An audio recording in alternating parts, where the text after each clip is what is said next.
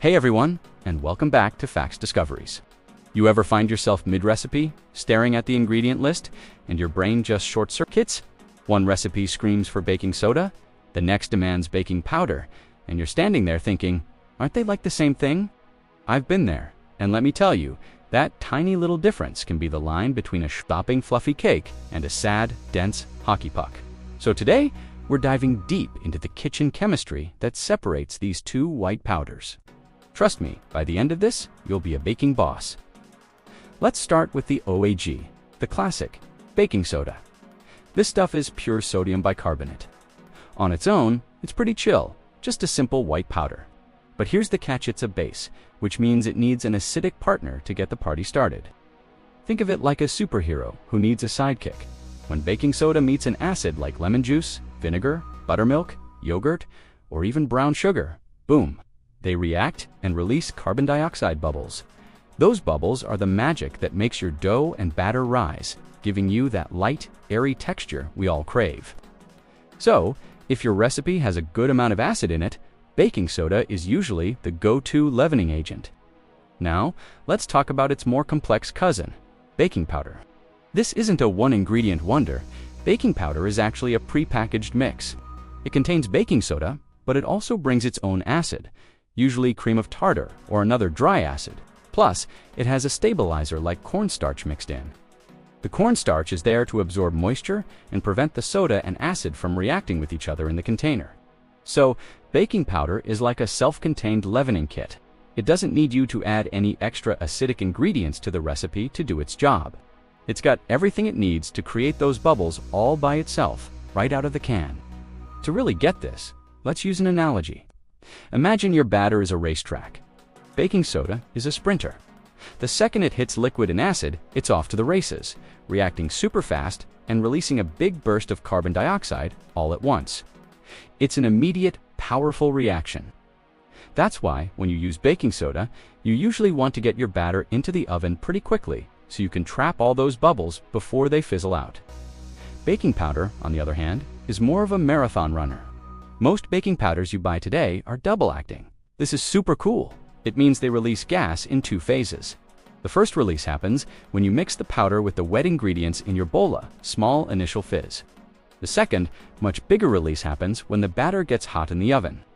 This two-stage process provides a more sustained lift, which is perfect for cakes and other bakes that need a longer, steadier rise. It's like having a slow-release leavening agent that works its magic throughout the entire baking process. Want to see this in action? Let's do a quick kitchen experiment. It's super simple. Grab 2 glasses. In the first one, put a spoonful of baking soda and add a splash of vinegar. Whoosh! You get an instant dramatic fizzy volcano. It's a really intense reaction. Now, in the second glass, put a spoonful of baking powder and add some plain water. You'll see it bubble and fizz for sure, but it's a much gentler, more controlled reaction. See the difference? One is an explosion, the other is a steady simmer.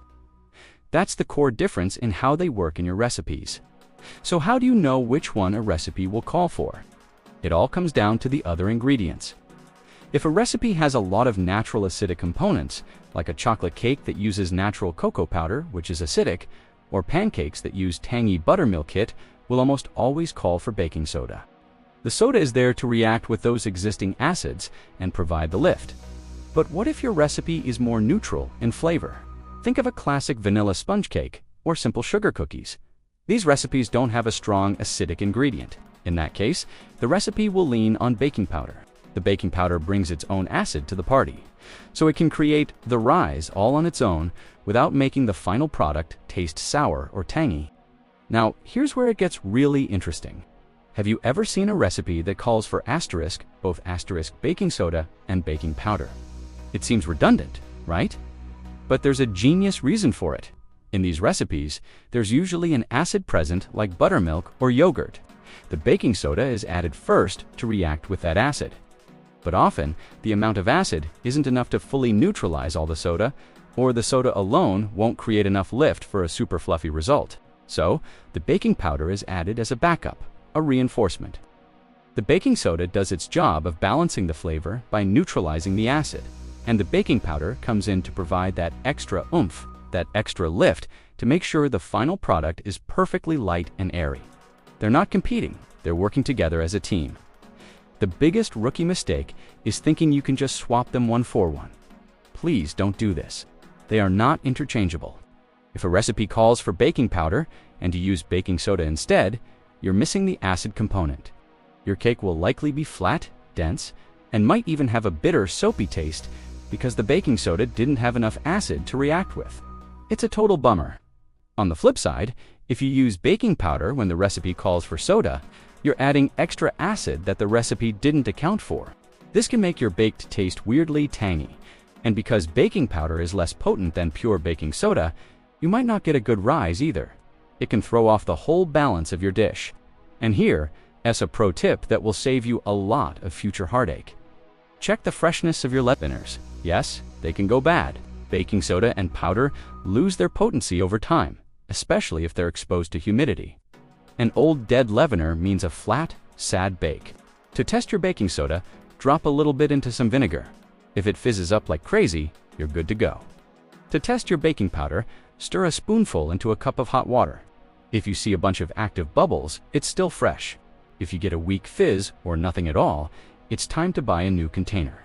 Do this every few months, and you'll avoid a lot of kitchen disasters. And just for fun, here's a little factoid for you. Baking soda is a true multitasker.